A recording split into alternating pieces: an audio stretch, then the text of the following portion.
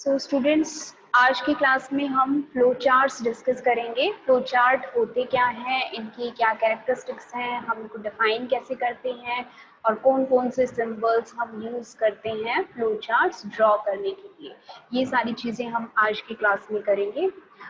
Last class में हमने क्या किया था, एल्गोरिथम डेवलपमेंट किया था। कोई भी प्रॉब्लम जो हमें दी गई है उसको algorithm step by step procedure में हमने उसको लिखा था। अब वो जो सीक्वेंस वाइज हमने स्टेप्स लिखे थे, इंस्ट्रक्शंस लिखे थे, उन्हीं को ही पिक्चर की फॉर्म में हम रिप्रेजेंट करते हैं और उसी पिक्टोरियल रिप्रेजेंटेशन को क्या कहते हैं, आपका फ्लो चार्ट कहते हैं। ठीक है, तो सबसे पहले फ्लो चार्ट होता क्या है हम यही देखेंगे। What is flow chart. अब जैसे कहा मैंने कि जो आपने एल्गोरिथम लिखा था, उस एल्गोरिथम को आप बहुत सी तरह से रिप्रेजेंट कर सकते हैं। An algorithm can be represented in numerous ways. कौन कौन से वेज हो सकते हैं, हम उनको टेक्सचुअल फॉर्म, जो हमने ऑलरेडी रीड कर लिया था कल, टेक्सचुअल फॉर्म में हम लिख सकते हैं। फ्लो चार्ट्स की फॉर्म में हम रिप्रेजेंट कर सकते हैं किसी भी एल्गोरिथम को। डिसीजन टेबल्स की फॉर्म में भी हम रिप्रेजेंट कर सकते हैं एल्गोरिथम को, और प्रोग्राम्स की फॉर्म में भी हम रिप्रेजेंट कर सकते हैं। इन सभी फॉर्म्स में से आज जो हमने डिस्कस करना है वो क्या है, आपका फ्लो चार्ट्स डिस्कस करने हैं। एक वे है आपका एल्गोरिथम को डेवलप करने का।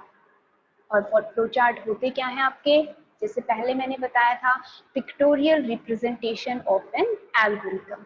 जो आपने स्टेप बाय स्टेप लैंग्वेज के फॉर्म में लिखा था, उसी लैंग्वेज फॉर्म को किस में कन्वर्ट कर देना, एक डायग्राम में कन्वर्ट कर देना। तो pictorial representation, as I told you earlier also, कि थोड़ा इजी होता है समझने में, इजीली हम समझ सकते हैं जो भी आपने इंस्ट्रक्शंस लिखी होंगी उनको। तो इस वजह से हम इसको फ्लो चार्ट की फॉर्म में भी रिप्रेजेंट करते हैं।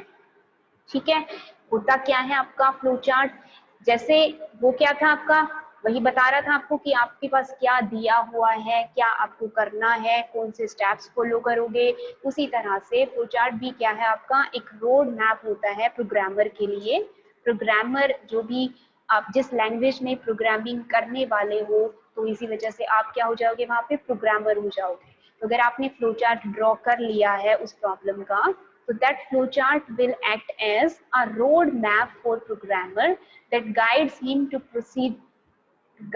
in proceeding from the starting point to the end point या फिर final point। कहाँ से शुरू करना है और कैसे मूव करना है वो हमें पता चलेगा उस फ्लो चार्ट को देखकर। ठीक है, क्या करता है आपका flow chart, the flow chart traces the movement of data. जो भी डाटा आपने एक पॉइंट से दूसरे पॉइंट पे जो स्टेप्स में ट्रांसफर करवाना है, वो सारा का सारा डाटा का मूवमेंट हम उसकी हेल्प से रीड कर सकते हैं, from starting to end programme.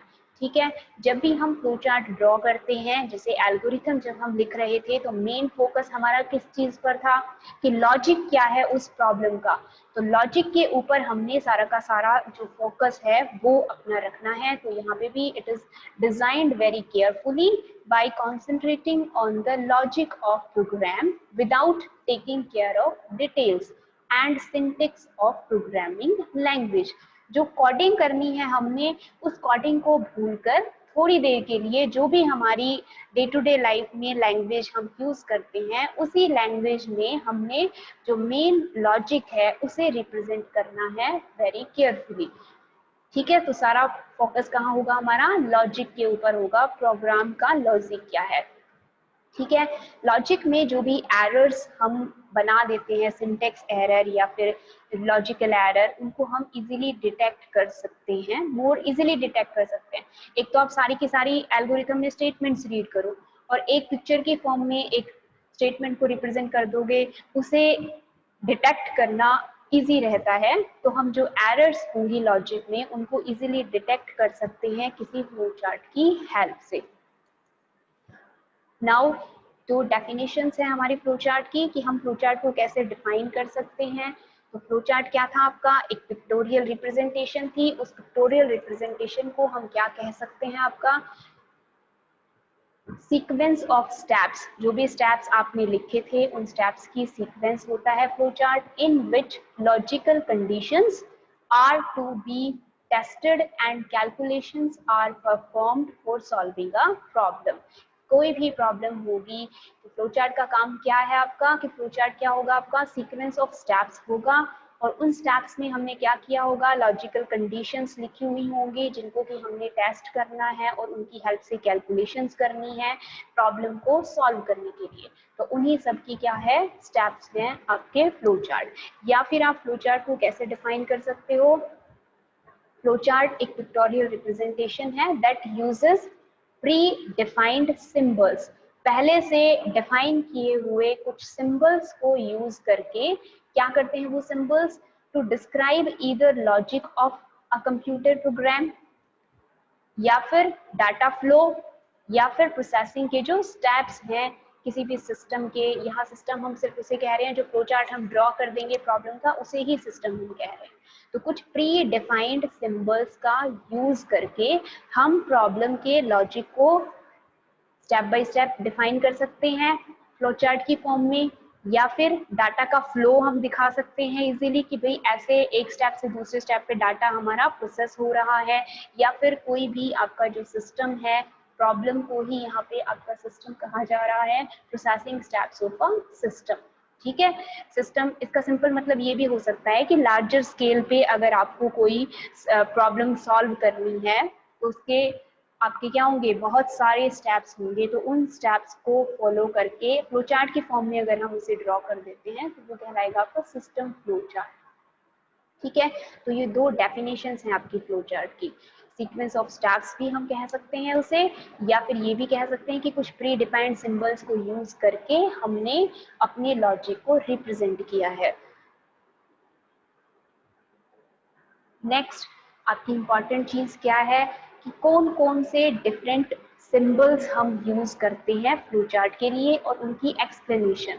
तो यहाँ पे हम सिर्फ कुछ ही सिंबल्स यूज कर रीड करेंगे जो मेनली आपके यूज होने वाले हैं फर्दर, जो आप प्रॉब्लम्स जो सॉल्व करेंगे यहाँ पे जो आप दी हुई होंगी उन प्रॉब्लम्स को सॉल्व करने के लिए बेसिकली कुछ सिंबल्स हैं उन्हें ही यूज किया जाता है, ज़्यादा डिटेल में हमने नहीं रीड करना।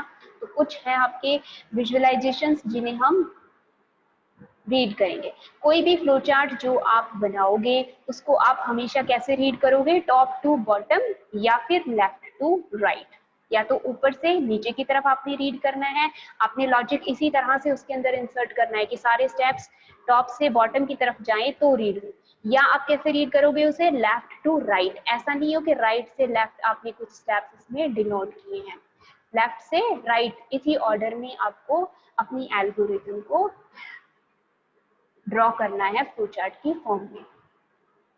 ठीक है, सबसे पहले ये देखिए हमने क्या बनाया है, ये आपका एक ओवल शेप का डायग्राम यहाँ हमने ड्रॉ कर रखा है, ये सिंबल है। इसको आप इस तरह से भी लिख सकते हैं, रेक्टेंगल बना के इसको क्या कर दें, यहाँ से कर्व बना दें, या फिर आप इसे बिल्कुल ही इलिप्स के जैसा भी ड्रॉ कर सकते हैं। तो इलिप्स की फॉर्म में या ओवल शेप जो सिंबल है वो किसके लिए यूज किया जाता है, क्या कहते हैं उस सिंबल को, हम टर्मिनेटर सिंबल कहते हैं, जो कि स्टार्ट या फिर एंड स्टेटमेंट को रिप्रेजेंट करने के लिए यूज किया जाता है। तो टर्मिनेटर किसके लिए यूज होता है, it is used to represent start and end of a program. क्या इसमें हम लिखते हैं कीवर्ड आपका नॉर्मली हमेशा ही क्या यूज किया जाता है, स्टार्ट के लिए बिगिन और एंड के लिए एंड ही यूज करते हैं हम। ठीक है, सेकंड हमारा सिंबल क्या है, रेक्टेंगल। जो बॉक्स हम बनाते हैं एक रेक्टेंगल शेप का बॉक्स, वो किसके लिए यूज होता है आपका, प्रोसेस के लिए। आपके कुछ स्टेप्स होते हैं कंप्यूटेशन के स्टेप्स, उन कंप्यूटेशन के स्टेप्स को आप किसकी हेल्प से रिप्रेजेंट करोगे या उन इंस्ट्रक्शंस को कैसे लिखोगे, रेक्टेंगल बॉक्स में हम उन्हें लिखते हैं। ठीक है, एक स्टेप को दूसरे स्टेप से कनेक्ट करने के लिए हम क्या यूज करते हैं, एरो लाइंस यूज करते हैं, जहां से शुरू होता है यहाँ पे ये जो इसका एंड है वो यहाँ आएगा और जहां तक जाना है वहां पे क्या होगी, हमेशा एरो होगी। ठीक है, तो एरोज हमेशा फ्लो को रिप्रेजेंट करती हैं, एक स्टेप से दूसरे स्टेप में आप कैसे मूव करोगे वो हम एरोज की हेल्प से रिप्रेजेंट करते हैं। नेक्स्ट देखिए ये सिंबल क्या है आपका, डायमंड शेप। रोम्बस की तरह से आपको दिखाई दे रहा है तो स्क्वायर ही, बट कैसा बनाया हुआ है हमने, रोम्बस की तरह बनाया हुआ है। चारों साइड्स इसकी बराबर हैं, लेकिन कैसा है ये सिंबल, इसको हम डायमंड शेप भी बोलते हैं। तो डायमंड शेप फ्लो चार्ट में किसके लिए यूज की जाती है, डिसीजंस लेने के लिए। जैसे कल हमने कंट्रोल स्ट्रक्चर्स पढ़े थे, हमने कहा था हमें कोई कंडीशन चेक करनी हो या कुछ डिसाइड करना हो, तो ऐसा स्टेप अगर आता है तो उस स्टेप के लिए हम क्या यूज करते हैं, डायमंड शेप का सिंबल यूज करते हैं। ये क्या कर देता है आपके फ्लो चार्ट को, जैसे बाइनरी हमने कहा था कि भाई बाइनरी डिवीजन भी होता है, तो 2 स्टेप्स में भी डिवाइड कर सकता है, या मल्टीपल पाथ्स में भी आपके फ्लो चार्ट को डिवाइड कर सकता है। ठीक है, सिलेक्शन और रिपीटिशंस जो आपने कंट्रोल स्ट्रक्चर किए थे, तो उनकी जो स्टार्टिंग पॉइंट होती है या फिर जहाँ कंडीशन चेक होती है, वहां हम डिसीजन सिंबल यूज करते हैं। नेक्स्ट यहाँ पे आपको क्या दिखाई दे रहा है, एक पैरेललोग्राम दिखाई दे रहा है। पैरेललोग्राम किसके लिए यूज होता है, आपको इनपुट या फिर आउटपुट स्टेटमेंट के लिए, रीड या फिर प्रिंट करवाने के लिए। कोई भी जो आपके पास दी हुई चीजें हैं, आप जो भी प्रॉब्लम मिलती है, मैंने कहा सबसे पहले आप क्या देखोगे, आपको दिया क्या है या रीड क्या क्या चीजें करवानी है, तो वो रीड किसकी हेल्प से करवाओगे आप, हमेशा पैरेललोग्राम सिंबल की हेल्प से हम रीड करवाएंगे। जब आंसर हमारा आ जाता है, उसे हम प्रिंट किसकी हेल्प से करवाते हैं, इस पैरेललोग्राम सिंबल की हेल्प से ही हम उसे रिप्रेजेंट करेंगे। तो इनपुट और आउटपुट, डाटा एंट्री, जो शुरुआत में डाटा दिया हुआ होता है, यूजर उसको फीड करता है, तो उसके लिए भी पैरेललोग्राम सिंबल यूज करेंगे। और एंड में जो डाटा हमें डिस्प्ले करवाना होता है प्रोग्राम में, जो रिजल्ट आता है, उसके लिए भी आप क्या यूज करोगे, फ्लो चार्ट में पैरेललोग्राम सिंबल यूज करोगे। ठीक है, अब यहाँ पे देखिए एक रेक्टेंगल दिखाई दे रही है, लेकिन इसमें यहाँ पे क्या बनाए हुए हैं, 2 लाइंस ड्रॉ कर रखी हैं। ठीक है, ये किसे रिप्रेजेंट करता है, ये सब प्रोग्राम को रिप्रेजेंट करता है। सब प्रोग्राम क्या होता है, आगे की क्लासेस में मैं आपको डिटेल में समझाऊंगी, लेकिन कई बार ऐसे होता है कि कोई एक प्रोसेस, जैसे आप रिपीटिशन वाली स्टेटमेंट्स देख रहे थे, तो रिपीटिशन में एक चीज बार बार, जैसे फैक्टोरियल है, आप इसे आसानी से समझ पाओगे, जैसे फैक्टोरियल निकालना होता है आपकी मैथमेटिकल कैलकुलेशंस में, तो फैक्टोरियल के लिए क्या कर दिया जाता है, एक प्रोग्राम अलग से बना दिया जाता है, उसका एक नाम दे दिया जाता है, और फिर उस नाम को, जो हमारी प्रॉब्लम होगी, जो हमारे कंप्यूटेशन के स्टेप्स होंगे, उसमें हम उसका नाम यूज करेंगे। तो वो जो फैक्टोरियल आप बनाओगे अलग से एक स्मॉल प्रोग्राम, वो क्या होता है, सब प्रोग्राम होता है।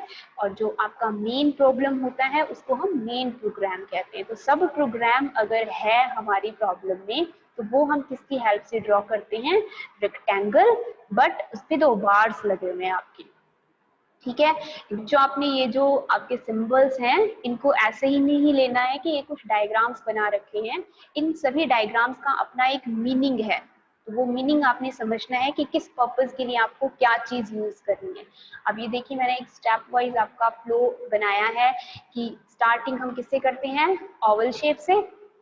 इनपुट स्टेटमेंट्स जो देंगे वो हम इस तरह के स्टेटमेंट, ये जनरल है आपका एग्जांपल, इसी तरीके के फ्लो चार्ट्स हमारे बनेंगे जो हम आगे प्रॉब्लम्स के बनाएंगे।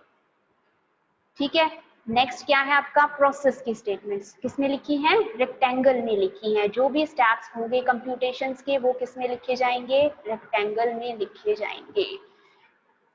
ठीक है, इसके बाद में जो हमारा रिजल्ट आएगा, उसे किसमें लिखवाएंगे हम, फिर से पैरेललोग्राम में लिखवाएंगे।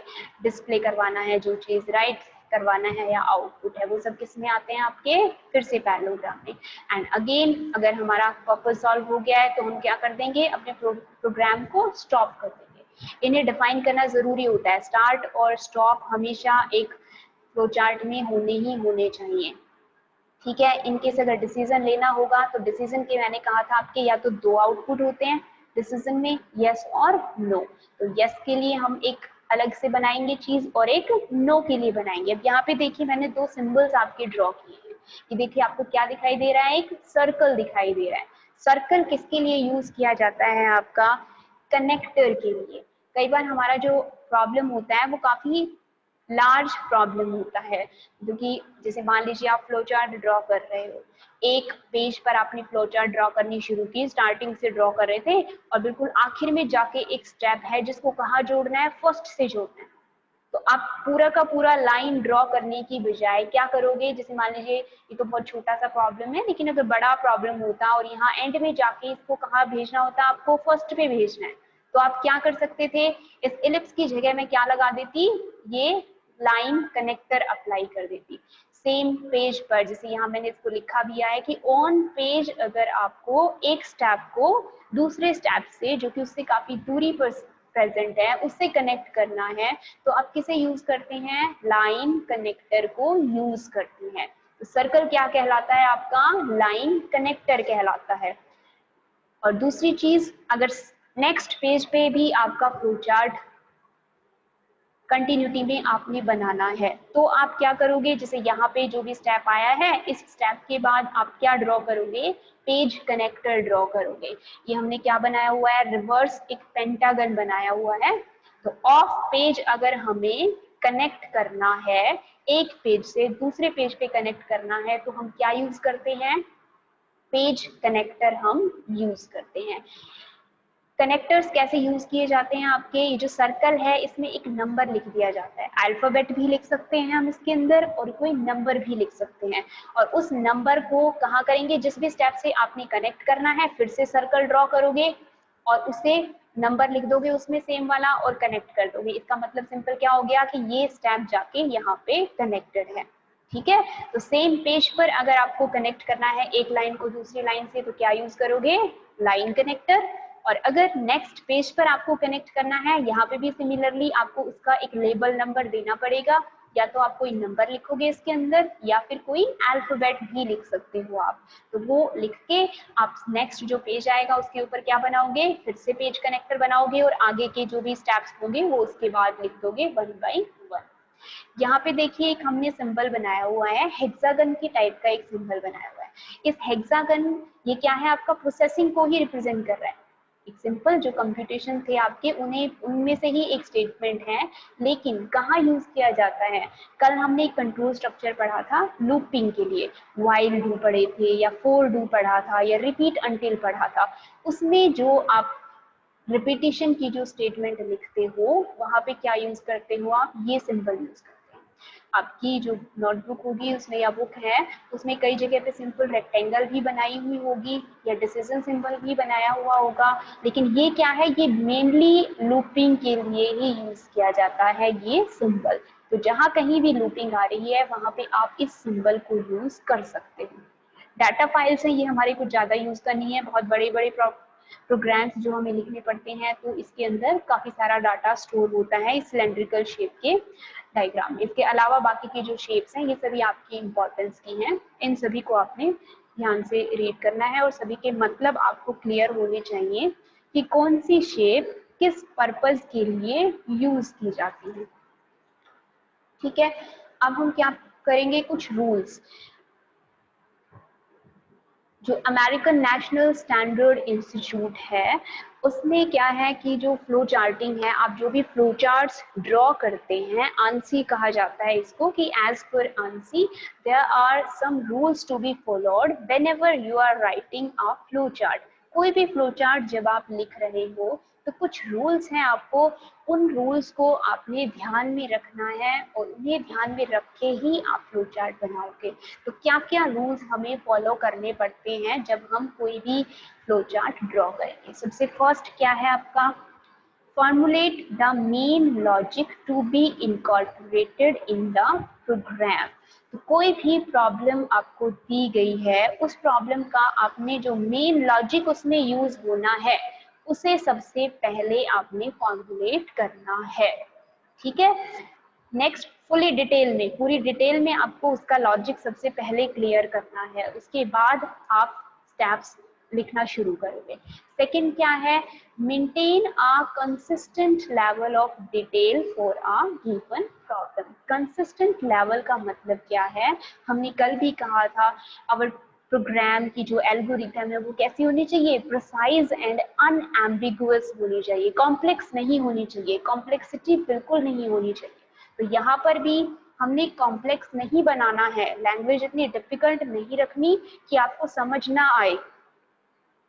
आपने सारी की सारी डिटेल्स को फॉलो करवाना है, लेकिन एक कंसिस्टेंट लेवल तक ही उस चीज को रखना है, अपने उसको कॉम्प्लेक्स नहीं बनाना है। नेक्स्ट क्या है, don't give every detail to the flow chart. Flow chart में ईच एंड एवरी डिटेल नहीं आती, जैसे कि हमने एल्गोरिथम में क्या किया था, आपके कमेंट्स ऐड किए थे, तो उस तरह की चीजें फ्लो चार्ट में कभी भी नहीं होती है। फ्लो चार्ट में कैसी बात की जाएगी, टू द पॉइंट बातें की जाती हैं जब आप फ्लो चार्ट ड्रॉ करते हो तो, ठीक है। तो don't give every detail in flow chart. ठीक, इसके बाद में नेक्स्ट क्या है हमारा, जो भी वर्ड्स आप लिखोगे फ्लो चार्ट के अंदर, words inside flow chart symbols should be common statements. Common statements की फॉर्म में ही आपने चीजें लिखनी है। फ्लो चार्ट के जो सिंबल्स के अंदर आप लिखोगे, स्टेटमेंट्स जो लिखोगे एक तरह से, तो उन स्टेटमेंट्स को आपने ऐसी लैंग्वेज में लिखना है जो कि बहुत आसान हो समझने में। तो बहुत डिफिकल्ट लैंग्वेज में हमने अपने स्टेप्स को नहीं लिखना होता। इसके बाद में नेक्स्ट क्या है आपका, जो नेम्स और वेरिएबल्स हैं जो हम यूज करेंगे, नेम्स मैंने आपको पहले भी बताया था, आपको एक एग्जांपल भी दिया था कि जैसे आपको कहा जाए कि आपको रेक्टेंगल का एरिया निकालना है या सर्कल का एरिया निकालना है, तो सर्कल के एरिया के लिए आपको किस चीज की जरूरत पड़ेगी, एक तो एरिया वेरिएबल की जरूरत पड़ेगी जिसमें अपनी चीज सेव करनी है, और दूसरी फॉर्मूले में क्या आता है, पाई आर स्क्वायर आता है। तो आर क्या है, रेडियस है उस सर्कल का, तो उसको आपने रेडियस नाम देना होगा। तो जो नाम और वेरिएबल्स हम चूज करेंगे फ्लो चार्ट के अंदर, that should be consistent and specific. ऐसा ना हो कि उस आर को आप किसी दूसरी चीज से ही लिख दो, आपने क्या लिखना है, उसे रेडियस ही लिखना है, ताकि आसानी से समझा जा सके कि what is the meaning of this or in formula. फॉर्मूले में जो सिंबल्स यूज होते हैं उनको हमने नाम देना होता है, तो उनको नाम या फिर उनका जो वेरिएबल नेम है वो हमेशा ही it should be specific. Next क्या है, जो भी फ्लो चार्ट आप ड्रॉ करोगे वो कैसा होना चाहिए, go from left to right, या तो लेफ्ट से राइट में रीड हो या फिर टॉप से बॉटम में रीड हो। ये आपने ध्यान रखना है जब भी आप कोई फ्लो चार्ट ड्रॉ करोगे, तो अपने से उल्टी डायरेक्शन में कोई भी जो स्टेप है वो नहीं ड्रॉ करना होता। ये एक रूल है कि आपको टॉप से बॉटम या फिर लेफ्ट से राइट ही पढ़ना है किसी फ्लो चार्ट को, ठीक है। नेक्स्ट क्या है आपका, एवरी सिंबल, जितने भी सिंबल हमने रीड किए, इन सभी सिंबल्स में every symbol except decision symbol, सभी में क्या होता है, एक एंट्री पॉइंट होता है और एक एग्जिट पॉइंट होता है। ऐसा नहीं होता कि आप एंट्री डबल एंट्री भी कर सकते हो, उसमें डबल एंट्री भी कर सकते हैं हम, एक स्टार्टिंग पॉइंट होगा और एक एंडिंग पॉइंट होगा, ठीक है। डिसीजन सिंबल के ऑप्शंस हो सकते हैं आपके दो से ज्यादा, क्योंकि आपने केस स्टेटमेंट भी रीड की थी कि केस स्टेटमेंट में कई सारे आपके ऑप्शंस होते हैं। जैसे हमने रूट्स का एक एग्जांपल आपको बताया था, रूट्स में क्या होता है, आप कैपिटल डी की वैल्यू निकालते हैं तो वो क्या होती है, जीरो भी हो सकती है, पॉजिटिव भी हो सकती है और नेगेटिव भी हो सकती है। तो वहां पे आपको क्या, तीन एरो मिलेंगी उस कंडीशन के रिजल्ट में। तो डिसीजन सिंबल को छोड़ के बाकी जितने भी सिंबल हम ड्रॉ करते हैं उसका एक ही एंट्री पॉइंट होना चाहिए और एक ही एग्जिट पॉइंट होना चाहिए। नेक्स्ट क्या है हमारा, जितनी भी ब्रांच डिसीजन सिंबल में, जैसे आपके पास एक यस की ब्रांच होती है और एक नो की ब्रांच होती है, या एक ट्रू की ब्रांच होती है या फॉल्स की ब्रांच होती है। Every branch in decision box must be labelled. इसका मतलब क्या है, ट्रू या फॉल्स आपको उसके ऊपर मेंशन करना है कि अगर कंडीशन यस हो, ट्रू हो, तो ये स्टेटमेंट्स फॉलो करो, और अगर स्टेटमेंट अगर नहीं है, कंडीशन फॉल्स है, तो ये स्टेटमेंट फॉलो करो। तो आपको जो भी ब्रांचेस बनाओगे आप डिसीजन बॉक्स के बाद, उनको लेबल जरूर करना है। इसके बाद में नेक्स्ट क्या है आपका, keep the flow chart as simple as possible. इसका क्या मतलब है, सिंप्लिसिटी फ्लो चार्ट में आप कैसे ड्रॉ कर सकते हैं, आप जो भी फ्लो चार्ट बनाएंगे उसमें आप अवॉइड करेंगे कि लाइंस आपके एक दूसरे को क्रॉस करके ना जा रही। अगर आप सिमेट्री से चलोगे ना, लेफ्ट टॉप से बॉटम और लेफ्ट से राइट, तो बहुत कम चांसेस होते हैं कि आपकी जो कनेक्टिंग लाइंस हैं वो एक दूसरे को क्रॉस करें। तो हमें पूरी तरह से अवॉइड करना है कि लाइंस एक दूसरे को क्रॉस ना करें, ठीक है। और अगर हम ऐसा करेंगे तो हमारा फ्लो चार्ट कैसा होगा, सिंपल फ्लो चार्ट ही बनेगा, ठीक है। जो इंस्ट्रक्शंस हमें लिखनी होती हैं सिंबल्स के अंदर, नेक्स्ट हमारा रूल क्या है कि instructions must be language independent. Language independent होता है फ्लो चार्ट, ये पहले भी मैं बता चुकी हूँ आपको। अपने कोडिंग पे ध्यान नहीं देना, जो लैंग्वेज आपको आती है उसी लैंग्वेज में ही आपने सारे जो सीक्वेंस वाइज स्टेप्स हैं उन्हें लिखना होता है। तो instructions must be language independent. With in symbols का मतलब है जो अभी अभी आपने सिम्बल्स रीड किए थे स्टार्ट के लिए, इनपुट के लिए, उन सिंबल्स के अंदर। ठीक है, नेक्स्ट क्या है हमारी कुछ एडवांटेजेस हैं। अब हम फ्लो चार्ट एल्गोरिथम से फ्लो चार्ट बना रहे हैं तो उसकी कोई ना कोई एडवांटेज भी होगी तभी हम बना रहे हैं, अदरवाइज हम एल्गोरिथम से भी काम चला लेते। ठीक है, तो क्या क्या एडवांटेजेस होती हैं आपकी किसी भी फ्लो चार्ट को ड्रा करने की। सबसे पहला क्या है आपका कम्युनिकेशन, या फिर इसको आप बेटर अंडरस्टैंडिंग भी कह सकते हैं। पिक्टोरियल फॉर्म में हमने रिप्रेजेंट किया है, तो जो फ्लो चार्ट्स होते हैं ये एक बेटर वे है कम्युनिकेटिंग के। जो लॉजिक है उसे हम बहुत आसानी से समझ सकते हैं अगर हम उसे पिक्चर की फॉर्म में रिप्रेजेंट करते हैं तो। ठीक है, नेक्स्ट क्या है हमारा एडवांटेज इफेक्टिव एनालिसिस। अब आप इसे पिक्चर के फॉर्म में बनाओगे, एक स्टेप से दूसरे स्टेप में जब हम प्रॉब्लम को एनालाइज कर रहे हो, देख रहे हो कि भाई क्या क्या स्टेप्स हमने लिखे हैं वन बाय वन, तो it is easy to analyse. तो इफेक्टिव मैनर में हम एनालाइज कर सकते हैं अपनी प्रॉब्लम को अगर हम फ्लो चार्ट ड्रॉ करते हैं उस प्रॉब्लम का। ठीक है, प्रॉपर डॉक्यूमेंटेशन क्या होता है आपका, जो भी फ्लो चार्ट आप बनाओगे, ये जो आप प्रोग्राम बनाने वाले हो उस प्रोग्राम के लिए एक गुड डॉक्यूमेंटेशन या प्रॉपर मैनर में क्या क्या चीजें आपको जरूरत है, या कोई ये डायग्राम इस पर्पज को सॉल्व कर रहा है, तो हमारा जो डॉक्यूमेंटेशन है वो बेटर हो जाता है अगर हम फ्लो चार्ट ड्रॉ करते हैं तो। ठीक है, अब आपने सारे जितने सारे सिंबल्स बनाए हैं आपको पहले से ही पता है ये स्टार्ट है, ये इनपुट है, ये कंप्यूटेशन के स्टेप्स हैं, तो आप जो कोडिंग करनी है आपको प्रोग्राम की वो आपकी बहुत इजीली हो जाएगी। एफिशिएंट मैनर में हम प्रॉब्लम की कोडिंग कर सकते हैं या प्रोग्राम अपना डेवलप कर सकते हैं, क्योंकि सारी की सारी फेजेस हमारा एक तरह से रोड मैप या फिर ब्लूप्रिंट हमारे पास तैयार होता है। हमें उसको सिर्फ जो भी सिंटेक्स है सिंटेक्स की फॉर्म में उसे रिप्रेजेंट करना होता है। ठीक है, तो कोडिंग में हेल्प करता है अगर आप फ्लो चार्ट ड्रॉ कर लेते हो पहले तो। ठीक है, अब उसके बाद में एक डिबगिंग की प्रोसेस होती है, एरर्स को ढूंढना। तो फ्लो चार्ट की हेल्प से हम डिबगिंग प्रोसेस को भी इम्प्रूव कर सकते हैं, सिस्टमैटिक मैनर में डिबगिंग हो सकती है। ठीक है, जब कंप्यूटर पे प्रोग्राम एग्जीक्यूट होता है, एग्जीक्यूशन का जो स्टेप होता है, तो एग्जीक्यूट तभी होता है जब कंपाइलर उसमें पहले एरर्स बताएगा, तो वो एरर्स जो हमें ढूंढनी होती हैं वो एरर्स हम इजीली फाइंड आउट कर सकते हैं। हमें ये आसानी से पता चल जाएगा कि इस स्टेप में प्रॉब्लम है, तो उस स्टेप का हम क्या कर दें, सिंटेक्स है या लॉजिक है उसको चेंज कर दें। ठीक है, जो प्रोग्राम की मेंटेनेंस है, प्रोग्राम को मेंटेन करके रखना, तो वो भी फैसिलिटी हमें प्रोवाइड करवाता है हमारा जो प्रोग्राम जो फ्लो चार्ट है वो। ठीक है, the maintenance of operating a program becomes easy with the help of flow chart. It helps the programmer to put efforts more efficiently on that part. तो जो जो इम्पोर्टेंट स्टेप्स हैं उनके ऊपर ही वो हमारा कंसंट्रेशन रखवाता है, तो मेन लॉजिक के ऊपर आपका कंसंट्रेट करता है फ्लो चार्ट, तो इसीलिए हमारा जो प्रोग्राम की मेंटेनेंस है वो भी बेटर हो सकती है फ्लो चार्ट्स की हेल्प से।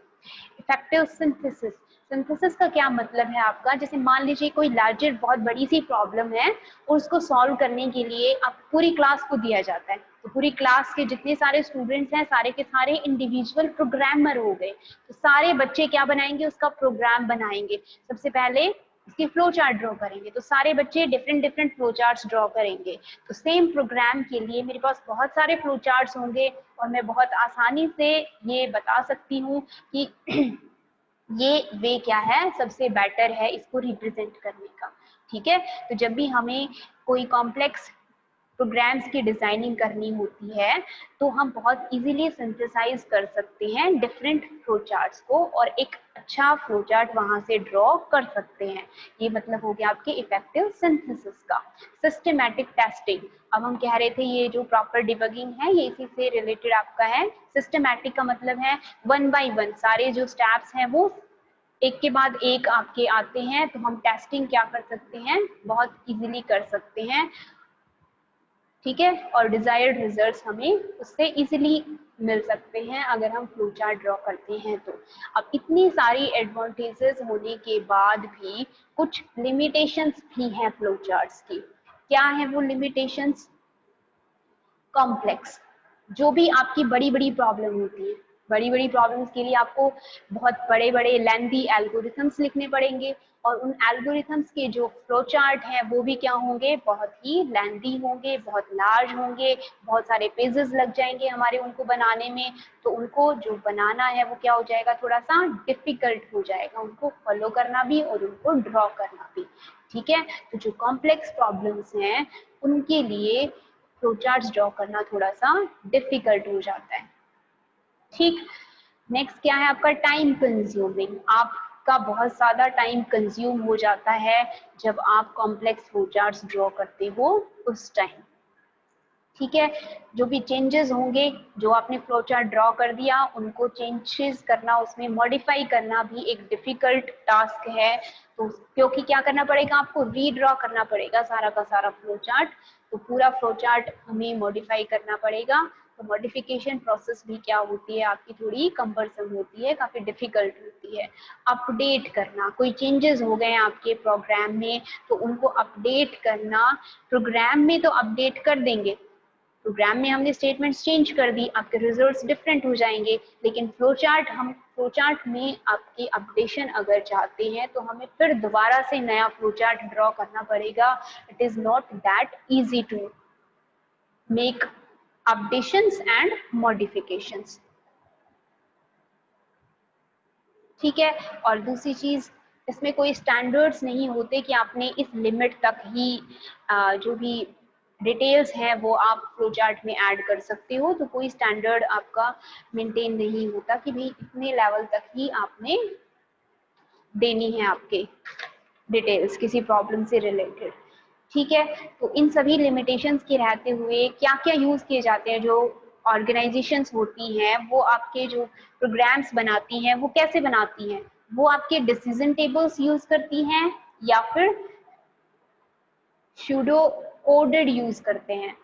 जो आप लैंग्वेज के फॉर्म में लिख रहे थे ना, टेक्सचुअल फॉर्म्स में, कोड्स की फॉर्म में आप कोई चीज लिख रहे हो तो वो कोड्स यूज की फॉर्म में लिखे जाते हैं या फिर डिसीजन टेबल्स आपकी ड्रॉ की जाती हैं कॉम्प्लेक्स प्रॉब्लम्स के लिए। तो भाई इस चैप्टर में इतना ही है।